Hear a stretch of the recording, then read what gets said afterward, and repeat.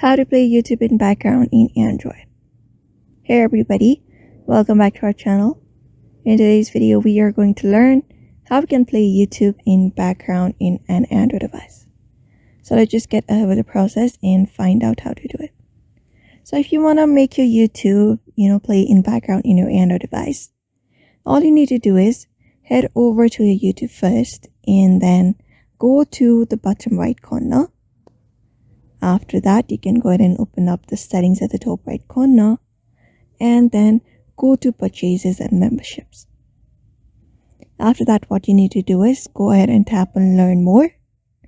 And once you do that, you can go ahead and purchase the plans available from YouTube. So in order to play the video in background once you close the YouTube app, the only way possible is using YouTube Premium.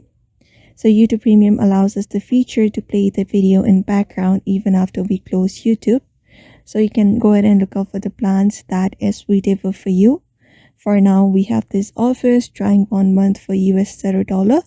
If that is something you want, you can just go ahead and purchase it and see if that trial works for you or not. So this is the method you can apply up in order to play the YouTube in the background.